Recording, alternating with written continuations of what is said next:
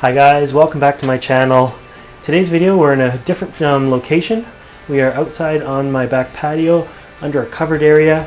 This is where all my cold growing orchids are growing right now. They're out here just setting some spikes before they come into the greenhouse for the winter, trying to keep them as cool as possible without letting any kind of frost touch them.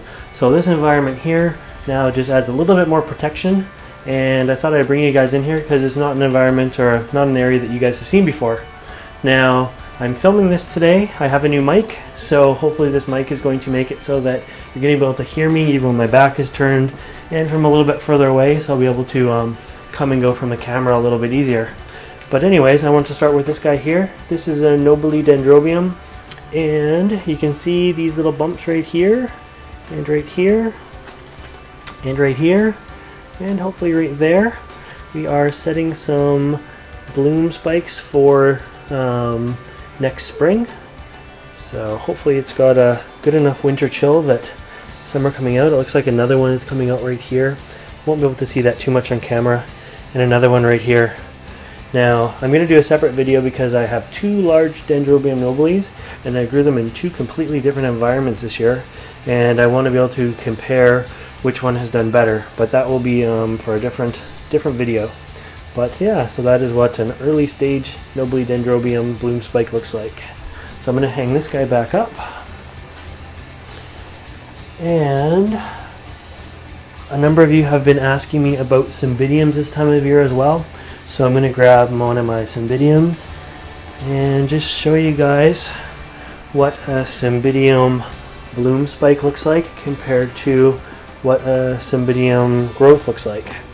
So hopefully you'll be able to see it on camera, and I'll be able to angle this in here properly. Let's find a big one to start with. So this here, this is a bloom spike.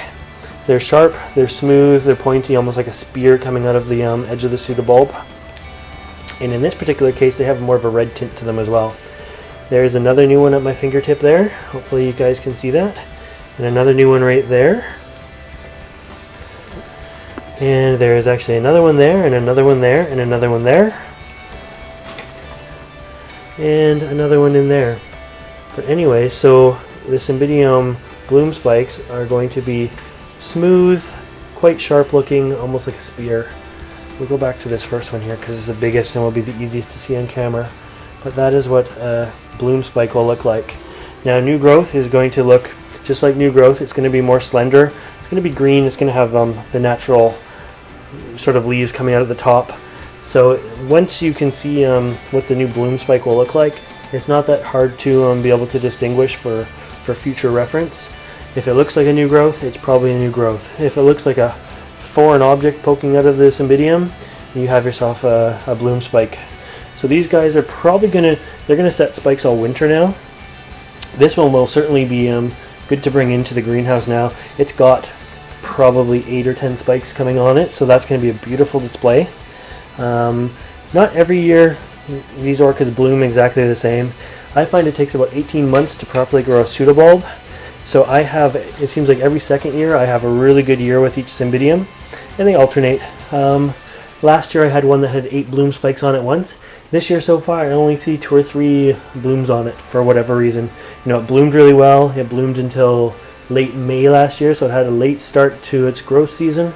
It grew some pseudobulbs this year, and they didn't fully mature, so it doesn't have the bloom spikes coming off the fully mature bulbs. Now, it's not going to bloom on a semi-mature bulb, so you do have to let the growth actually mature. Moving on, Dendrobium kingianum, much smaller little orchid. Now remember, stuff like this you don't want to be watering this time of year, so this is pretty dry. The moss is almost to the point where you can hear it like kind of crunchy, but not quite. You don't want to keep it completely dry like that. And if you look right here, hopefully you can see right there, there is a bloom spike on, this is the Dendrobium kingianum. And there's a big kiki on the Dendrobium kingianum as well. So what else is out here? Bunch more Dendrobiums are up top here. I'll show you guys. These are some tropical bonsais I have.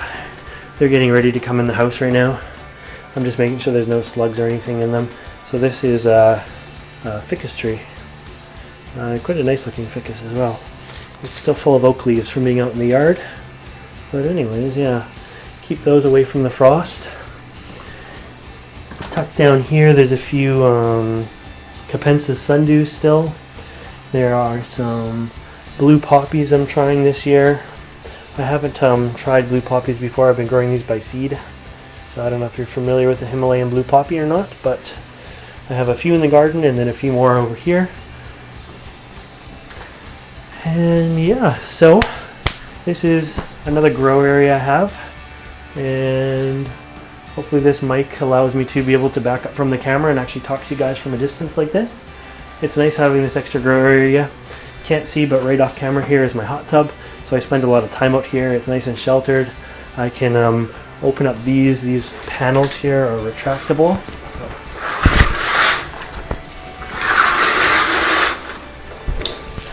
So as you can see, it has clear panels as well, so it can let the light in.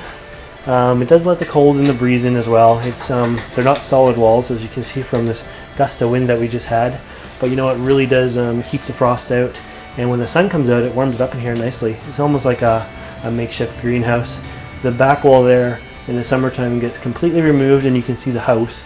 It's just sort of a long awning. Behind you is another wall as well. It's half a solid wall and then half a clear wall, so I can actually see out behind you. But anyways, this is another grow area of mine. I hope you enjoyed this video. Hopefully this new mic works out for us, and if you want to see more videos like this, make sure you subscribe to my channel. As always, thanks for watching.